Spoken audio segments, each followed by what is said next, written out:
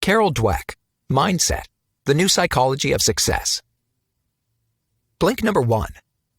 Our mindset shapes whether we believe we can learn and change and grow, or not.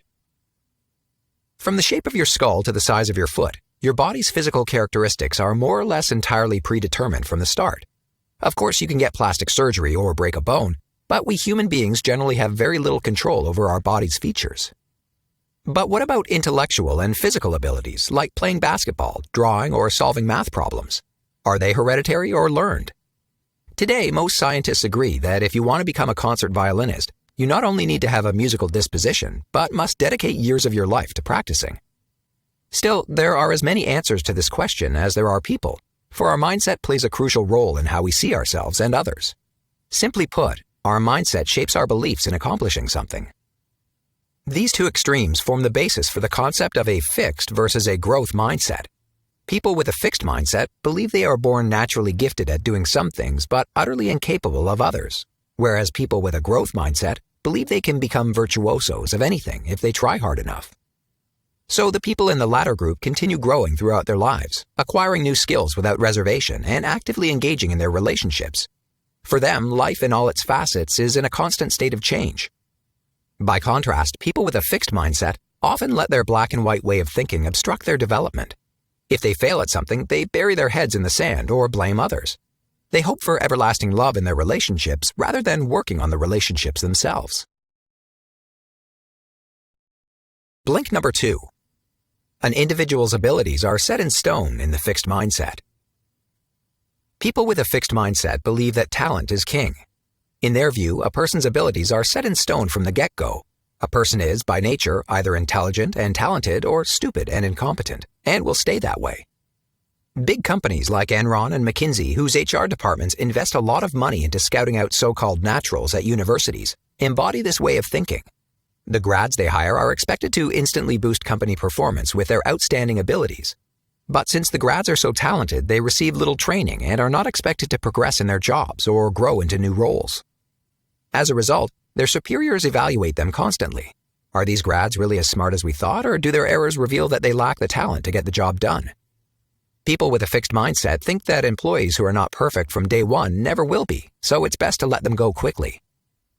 Moreover, people with a fixed mindset believe they can only do things they show a natural aptitude for, that practice certainly does not make perfect. Since they are quick to judge themselves and other people as being good or bad at something, they assume others are judging them all the time too. Thus, they feel the need to show how talented and smart they are every chance they get. They believe their entire personality is at stake. One slip-up could be enough to brand them as incompetent fools for life. They constantly seek approval from others to protect their egos and confirm that they really are as great as they think they are. Blink number 3. Growth and development are possible in the growth mindset. When children with a growth mindset are given a difficult math problem to solve at school, they jump to the challenge and want to do more problems just like it at home. They recognize that the more problems they solve, the more they learn. The sky's the limit when it comes to life's possibilities for children with a growth mindset. It's hard to define their precise degree of intelligence today, let alone predict what it may be tomorrow.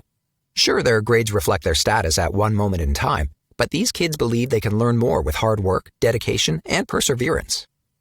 Moreover, they are not interested in getting the highest grades or being better than other students. They want to feel the satisfaction of pushing themselves to the limits of their growth potential. Whether music or sports, writing or drawing, they practice relentlessly and are quite aware that it is only through practice and the occasional failure that they can improve their skills. People with a growth mindset relish any opportunity to learn tricks from the crème de la crème in a field. They reconsider and discard strategies used in the past and are always thinking about how they can eradicate their faults and weaknesses.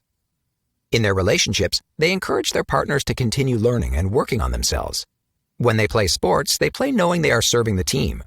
When they run a business, they show their employees respect, are grateful for their work, and ask for their honest opinions on things, however inconvenient the truth may be. People with a growth mindset welcome problems and see them as challenges, not insurmountable obstacles.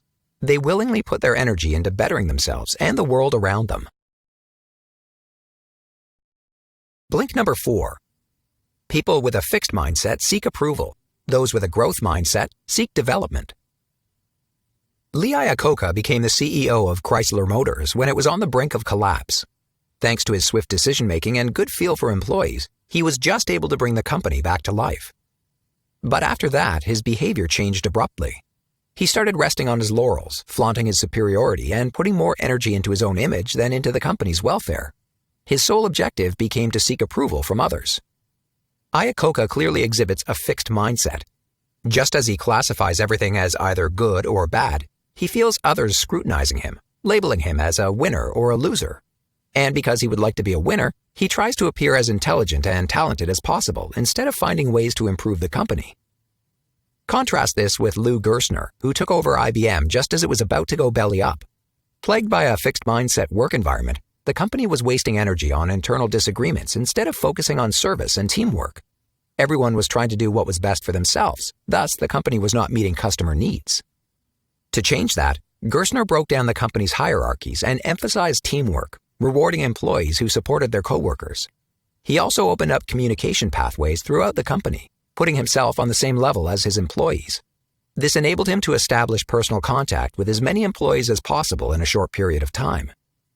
Gerstner's growth mindset enabled him to create a new work environment based on teamwork and development. The focus moved away from individual success and towards shared development. Based on this concept, he was able to bring about lasting success at IBM.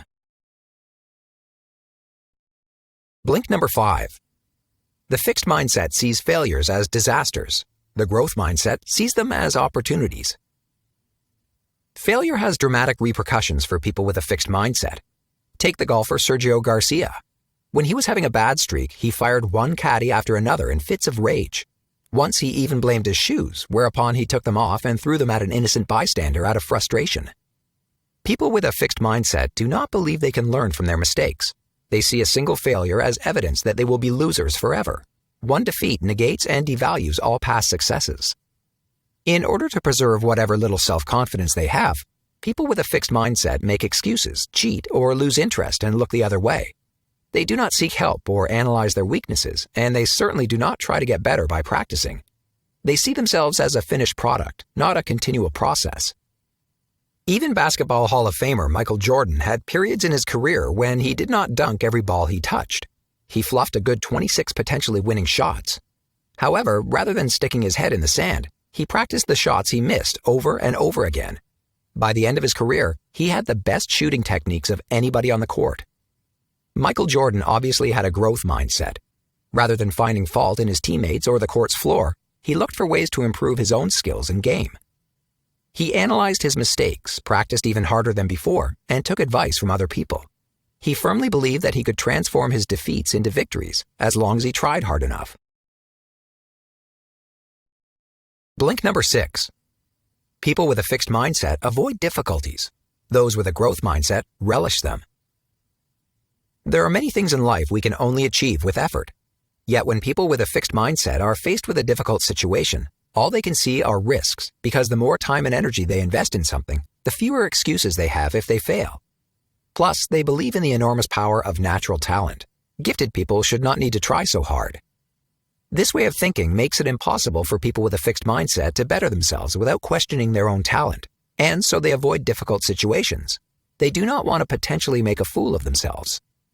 The violinist Nadia Salerno-Sonnenberg exhibited this kind of behavior. At age 10, she was already critically acclaimed.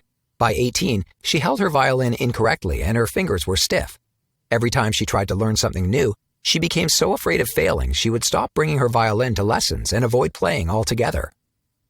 If the actor Christopher Reeve had such a mindset, he would have remained completely paralyzed from the neck down for the rest of his life, just as the doctors predicted after his accident. However, he had a growth mindset. Rather than passively accepting his fate, he took control of his situation.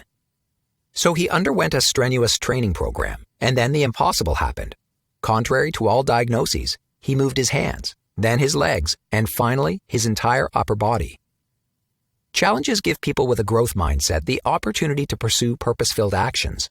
The more dejected they are, the more energy they put into fighting against and rewriting their fate. Like Reeve, they strive to make the impossible possible.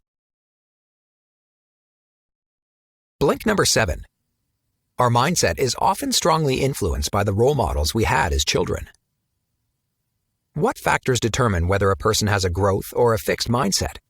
What factors determine whether a person realizes his potential or spends his life treading water? Mindset development begins at birth. Babies come into the world with a growth mindset. They want to learn and grow as much as possible each day. The adults in a child's environment, usually his or her parents, play a huge role in determining whether the child maintains this desire to grow or eventually adopts a fixed mindset. Simply put, parents set a mindset example for their children.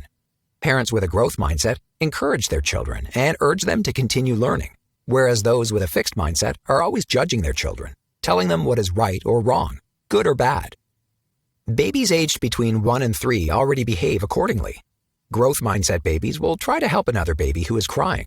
Fixed mindset babies, by contrast, are annoyed by it. Teachers are also very important role models and influence children's mindsets. There are many teachers who believe that a student's performance is unchangeable, that good students will continue to do well and weaker students will always get C's or D's. Weaker students will develop a fixed mindset as a result. But good teachers, those who firmly believe their students are capable of learning anything, handle the situation differently. They show their students different ways of solving math problems or understanding Shakespeare. Their weaker students embrace a growth mindset and start getting better grades. They are no longer doomed to thinking of themselves as dumb by nature. Our mindset is not entirely predetermined. It can change as early as childhood when we adopt the mindsets of our role models. Blink number 8. Anyone can adopt a growth mindset and make the impossible possible. Nobody has to be a victim of her surroundings when developing her own mindset. The brain can be trained like any other muscle. If we want a growth mindset, we can teach ourselves to think that way one step at a time. Here's an example. You accidentally drop a plate on the floor. The first, fixed, thought might be, "I'm so clumsy." But people who are conscious of this reaction and want to change it can push themselves to adopt a growth mindset by thinking, "Oh well, these things happen. I'll clean it up and be more careful next time." Working towards a growth mindset presents a great opportunity to reach out to others for support, to talk about our faults and mistakes, and to make viable, concrete plans for achieving our goals. It is important to understand that a fixed mindset is not easy to kick.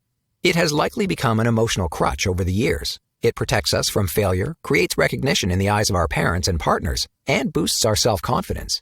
It comforts us time and again, so getting rid of it can be extremely discomforting. In truth, it is not necessary to give up a fixed mindset altogether. As long as we adopt the growth perspective in certain situations, it's usually enough. Even if a person believes he is a lost cause when it comes to sports, he could still be making leaps and bounds at work every day. Adopting a growth mindset in any field enables us to make the impossible possible, Christopher Reeve, and to continue improving our talents and abilities, Michael Jordan. In this regard, the growth mindset is the key to self-fulfillment. You've just heard our blinks to Mindset by Carol Dweck. The key takeaway from this book is that people with a fixed mindset obstruct their own development through their belief in innate talent and their fear of failure. On the contrary, people with a growth mindset work hard and train hard to ultimately realize their potential to the fullest. By confronting our own attitudes and ideas, we can develop a growth mindset. Last thing, we'd love to hear what you think about our content. Just drop an email